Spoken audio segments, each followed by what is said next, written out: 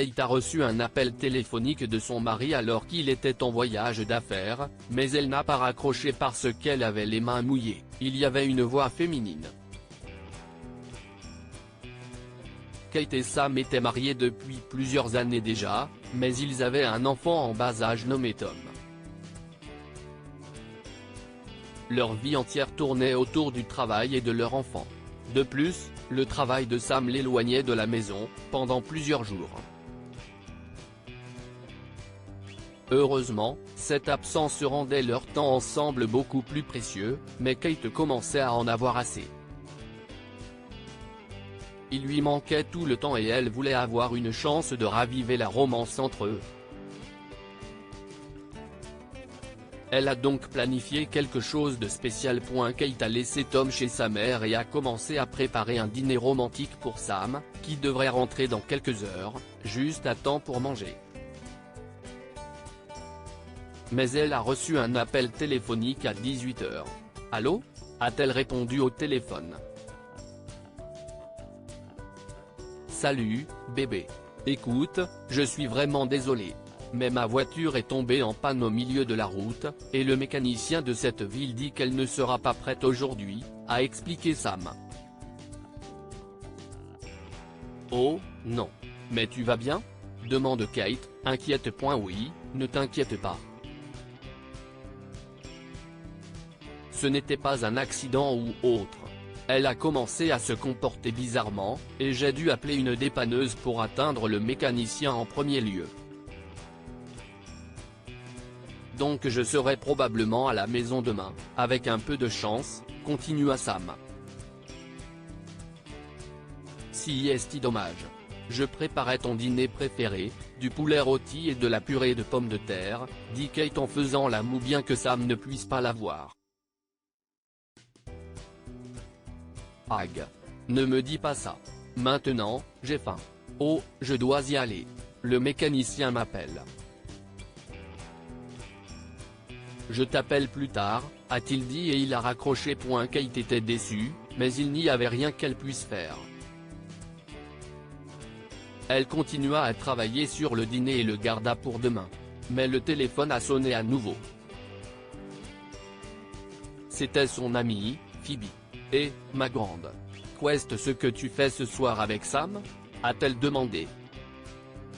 « Oh, rien maintenant. Sa voiture est au garage. Il ne sera pas à la maison avant demain, » a répondu Kate. « Et si je venais avec une bouteille de vin et qu'on traînait ensemble ?» suggère Phoebe joyeusement.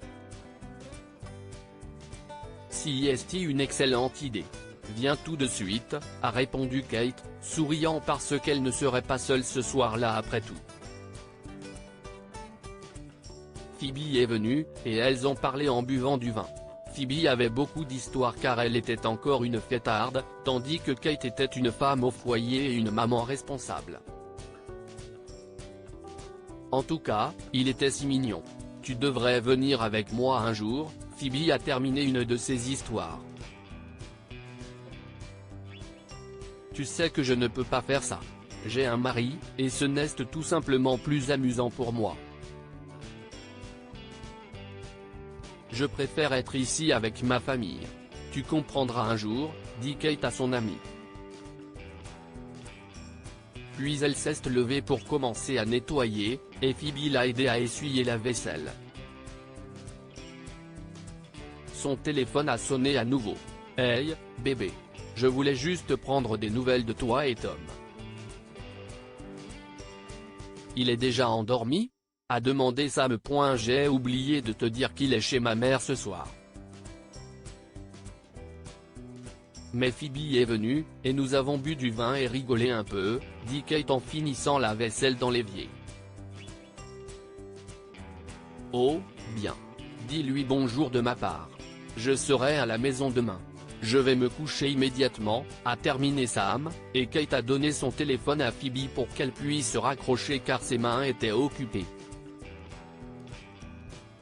Mais elle ne savait pas que Phoebe avait autre chose en tête. Elle détestait que son amie soit devenue une femme au foyer, alors elle n'a pas raccroché pour que Sam entende ce qu'elle a dit ensuite. Alors, Kate, tu n'es pas inquiète que Sam puisse te tromper pendant ses voyages? Phoebe a demandé furtivement. Non, Phoebe.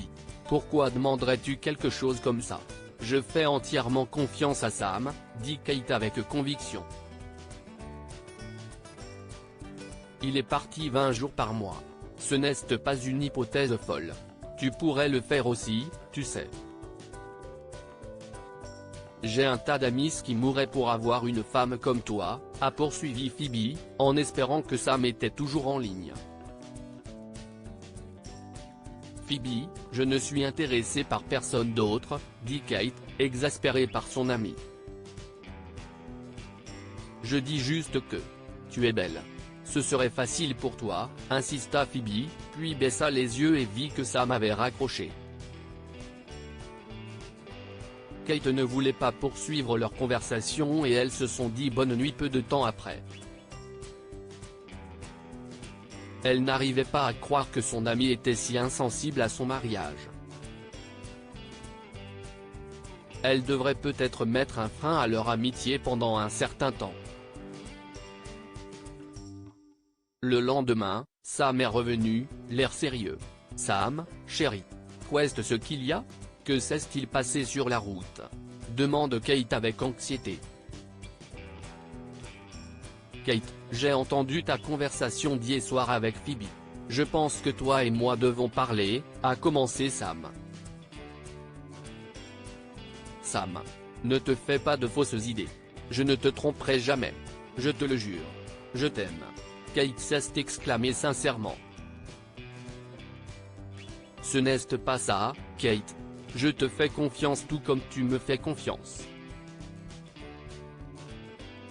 Mais Phoebe a raison sur une chose. Je suis trop souvent absent, et quand je suis là, tout tourne autour de notre fils. Nous avons besoin de temps pour nous, a expliqué Sam. Eh bien, je suppose que si est vrai. Mais à quoi pensais-tu? S'est-elle demandé. Je nous ai trouvé des billets pour Hawaï pour 2 semaines. Et je vais postuler dans un autre service au travail pour ne pas avoir à voyager aussi souvent.